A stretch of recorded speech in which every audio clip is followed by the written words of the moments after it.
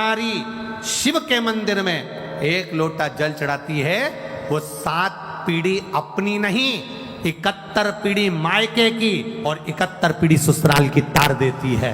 7 पीढ़ी तक का भाव नहीं कहा गया, यहाँ 71 पीढ़ी का भाव कहा गया। एक पीढ़ी नहीं, ना जाने कितनी पीढ़ियां। यदि हम जा रहे हैं मार्ग से जाते जाते अगर हमारा चित्त, हमारा भाव शुद्ध है, वो मिले। आप लोग इतनी दूर दूर से, कोई ना जाने कहां से, कोई ना जाने कहां से आया होगा, गाड़ी से आए होगे, तो ईमानदारी से बोलो, तुम हर कोई सा ड्राइवर लेकर आ गए क्या? जिस ड्राइवर पर तुम्हारा भरोसा होता है, जो ड्राइवर समय पर पहुंचा दे, जिस ड्राइवर ने रास्ता देखा हो, जिस ड्राइवर को अच्छे से गाड़ी आती हो, पंचर मंचर हो जाए तो सुधार दे, गाड़ी गड़बड़ हो तो संवार ले, ऐसे ड्राइवर को साथ लेकर चलती हो। बोलो सही है कि गलत है? हर किसी के साथ चले जाओगे क्या? तुम्हें जाना है बद्रीनाथ, केदारनाथ, यमुनोत्री, गंगोत्री, कहीं जाना है काशी, कहीं जाना है कहीं, और तुमने कह दिया ड्राइवर भेज दो। अब ड्राइवर भी तो ऐसा होना चाहिए जो गाड़ी चला ले, ड्राइवर भी तो ऐसा हो जो पंचर सुधार ले, ड्राइवर भी तो ऐसा हो जो तुम्हारा कार्य कर ले, ड्राइवर भी तो ऐसा हो जो तुम्हें रास्ता दिखाकर आराम से मंजिल तक पहुंचा दे। तो गाड़ी पर बैठने से पहले ड्राइवर कौन है ये देखा जाता है कि हमें लेकर कौन जा रहा है। उसी तरह संसार सागर में चलते चलते हमें ये देखा जाता है कि हम आखिरी में अपनी मंजिल तक, ड्राइवर अगर सही होगा तो मंजिल तक पहुंचने में देरी नहीं लगेगी, हम वहां तक पहुंच जाएंगे।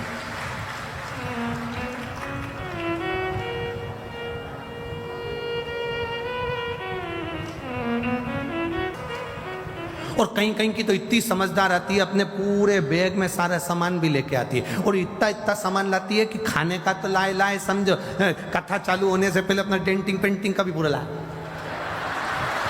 और पूरा सामान उसमें लेके बैग के अंदर। और हमने तो आज ही कथा में देखा, हमारे को क्या मालूम था, वो तो कथा में देख रहे हैं हम चलते चलते। एक इतना बड़ा गोल कुछ था कपड़े जैसा, उस इतना बड़ा डब्बा भी था, उसमें से ऐसे निकाली, ऐसा करी वो। तो हमने सोचा हो सकता है मैनपुरी में ऐसा होता हो कि कथा में ये सब चीज कर। अरे बोल बम का नारा है, आवाज नहीं आई है, जरा दमदारी से बोलो, बोल बम का नारा है। आप करो देवादिदेव महादेव की आराधना, फल मिलेगा। इस कथा का नाम है तपशु महापुराण की कथा। तप का बल बढ़ता है तो शिव तत्व प्राप्त होता है। तेरे मंदिर में आना मेरा काम है, मेरी बिगड़ी बनाना तेरा काम है। तुम उसके दरवाजे तक जाते रहोगे, वो हाथ पकड़ लेता, वो हाथ पकड़ेगा।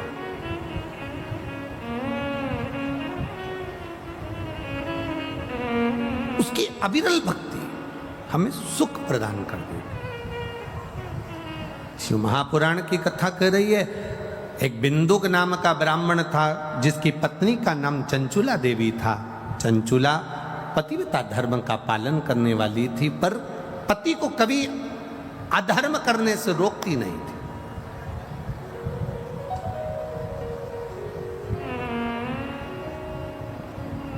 एक पति को धर्म पत्नी बल प्रदान करती।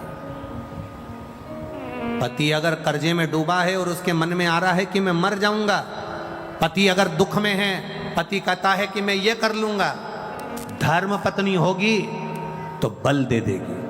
धर्म पत्नी होगी तो कह देगी कोई मरने की जरूरत नहीं है, फालतू इधर उधर जाने की जरूरत नहीं है, टेंशन मत लो, सब अच्छा होगा, भोलेनाथ जी बैठा है, सब करेगा। धर्म पत्नी में और पत्नी में जमीन और आसमान का अंतर होता है। धर्म पत्नी और पत्नी जमीन और आसमान का अंतर है। धर्म पत्नी पति को धर्म के पथ पर ले जाती है।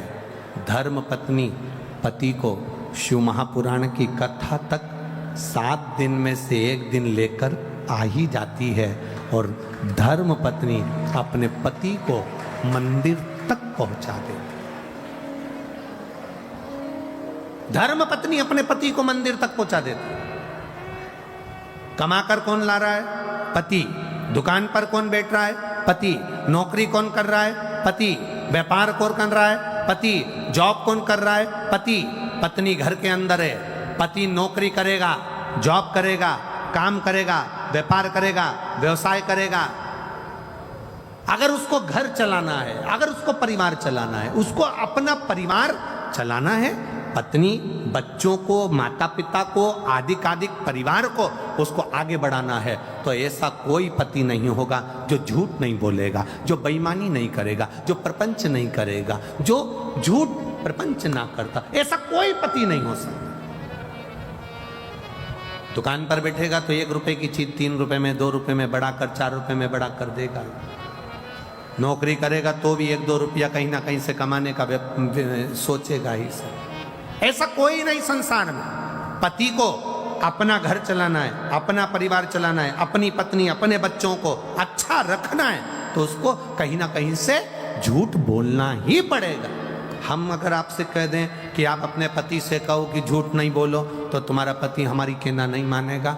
हम आपसे इतना कहते हैं कि वो उसका काम है व्यापार करना, उसका काम है सर्विस करना, उसका काम है नौकरी करना, उसका काम है घर को संभालना, उसका काम है घर में कोई भूखा ना सोए, उसकी व्यवस्था पति को करना पड़ती है।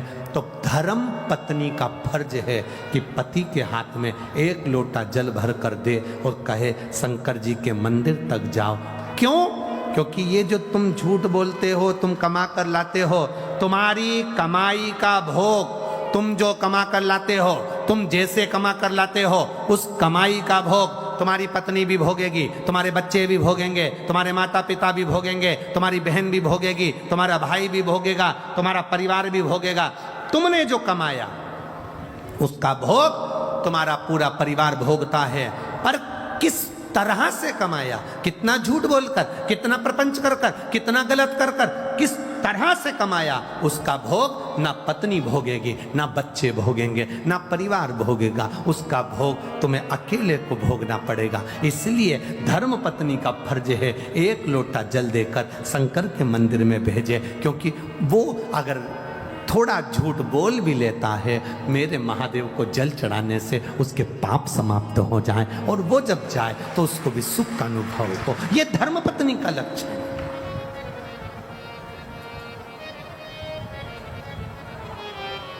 सात दिन में 1 दिन अपने पति को कहे, कथा चल रही है चलो, अरे इतनी जनता आ रही है, दुकान व्यापार व्यवसाय सब देखना पड़ेगा, जिंदगी पड़ी है कमाने के लिए, चलो।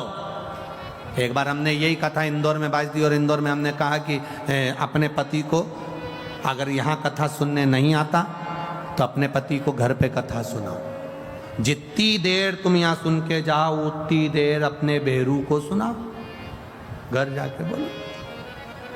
अब एक नई नवेली बहू थी, शादी के केवल 8 महीने हुए थे, और वो भी कथा में आके बैठ गई थी, और उसने कथा सुन ली, और वो भी घर पर जाकर कथा सुनाने लगी।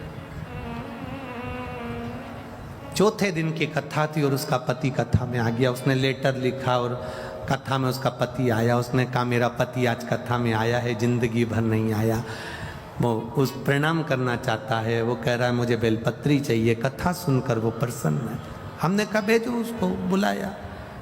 हमने उससे पूछा पति से, तो 3 दिन कथा में नहीं आया, आज चौथे दिन कथा में कैसे आया?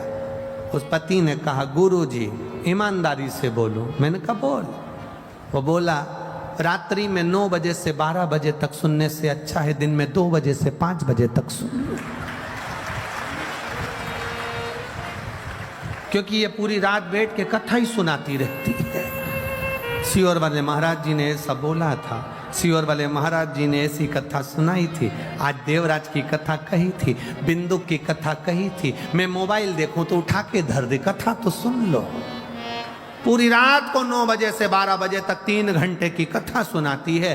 तो मैंने भी सोच लिया रात को सुनने से अच्छा है दिन में ही चले जाऊंगा, कथा सुन जाऊंगा। अकाल मृत्यु वो मरे जो काम करे चंडाल का, काल उसका क्या बिगाड़े जो भक्त हो महाकाल। शिव कथा कह रही है। बिंदुक ब्राह्मण कुल में जन्म लेने के बाद अच्छा कर्म नहीं करा। चंचुला देवी धर्म पत्नी है, समझाती पति को पर समझाई नहीं। पति जो कमा कर लाया उसके भोग में लगी रही पर समझाया पति को नहीं। आप सबसे निवेदन है, पति का काम है कमाना, पर धर्म पत्नी का काम है उसको धर्म का पथ दिखाना। आप उसके कमाए हुए धन का भोग तो कर लोगे, पर उसको भी तो सही मार्ग पर लाना पड़ेगा। आप मत बोलो कि आप दुकान पर झूठ मत बोलो कि ये मत करो कि वो मत करो, पर इतना जरूर कहो कि शिव के मंदिर में जाना चालू करो। वो कहे कि मैं दुकान जाऊं कि मंदिर जाऊं, एक छोटा सा झोला बना दो, उसमें एक पानी की बोतल, एक छोटा सा तांबे का लोटा उसके झोले में रख दो। कहना मंदिर, दुकान जाते जाते शंकर के मंदिर पर गाड़ी रोको और बोतल में से पानी लेकर शिव जी को पहले चढ़ाओ, आचमन करो और बाबा को प्रणाम कर कर फिर दुकान पर जाओ, तो दुकान भी चार चौगनी चलना प्रारंभ हो जाएगी। बाबा से प्रार्थना, शिव से निवेदन। चंचुला देवी ने निवेदन नहीं करा, बिंदुक प्रेत योनि में पड़ गया, प्राण छूटे, मरने पर प्रेत की योनि मिल गई। प्रेत योनि में पड़ा, चंचुला देवी के जब प्राण छूटे तो वो शिव जी की भक्त बनी, बाबा से प्रार्थना किया कि मेरे पति को मुक्ति दीजिए। तुम रुका जी से शिव महापुराण की कथा श्रवण करें। ईश्वर जी गोरा जी गणा गोर बनकर शिव पार्वती चले। तुमरू का नाम कोई साधारण नाम नहीं है। जिस नारी का गर्भ नहीं ठहरता, 20 साल 25 साल 30 साल भी अगर शादी के हो गए, संतान नहीं है, डॉक्टर मना भी कर दिए, तब मेरे बाबा पर भरोसा करना प्रारंभ कर दो। शंकर के मंदिर में जाकर जल चढ़ाना प्रारंभ कर दो, आचमन करना प्रारंभ कर दो। एक बेलपत्र बाबा को कहकर, बाबा अब मुझे डॉक्टर मना कर दिया पर संतान देगा तो तू देगा, बाबा से प्रार्थना करना प्रारंभ कर दो। सफेद आंकड़े की जड़ नारी 7वें दिन रजो धर्म के बाद, तब वो सफेद आंकड़े की जड़ पति पत्नी दोनों लाएं, शिव जी का नाम लेकर सुंदर आनंद से तुमरूका जी का नाम लेकर शिव जी पे से 21 बार उतार कर लाल धागे में शंकर भगवान के शिवलिंग का दर्शन कर कर दोनों पति पत्नी सामने हो और पत्नी अपने कमर पर उस सफेद आंकड़े की जड़ को बांधे। बाबा से प्रार्थना रोज जल चढ़ाते समय करे, बाबा मेरी झोली खाली है, 20 साल हो गए, 25 साल हो गए, 10 साल हो गए, संतान नहीं है, बाबा आप कृपा करना। लगे रहो, फाइल अगर मोटी है छुपाने में समय लगेगा, अगर दुख बड़ा है काटने में समय लगेगा। 1-2 महीने जाने से काम नहीं चलेगा, जाते रहो उसकी चौखट पर, वो झोली जरूर भरेगा, निश्चित है। बोल तुम रुकेश्वर महादेव की जय। तुम रुका जी का नाम लेकर भगवती स्मरण। तुम रुका जी, ये तुमरू का नाम कोई सहज नहीं है, हजारों बीमारियों पर भारी पड़ता है तुमरुकेश्वर नाम, तुमरू का नाम। कल हम वर्णन करेंगे जिसकी किडनी लीवर में अगर तकलीफ हो जाती है या कैंसर जैसा रोग भी डॉक्टर बता देते हैं, या नारी के गर्भ अवस्था में गांठ पड़ जाती है बच्चेदानी में भी, तो उसमें तुमरुका जी के नाम का मात्र एक आप प्रयोग करेंगे और बाबा की कृपा से 3-4 महीने में आप वापिस अल्ट्रासाउंड कराओ, जांच कराओ, बाबा उसको ठीक कर ही रहेगा। तो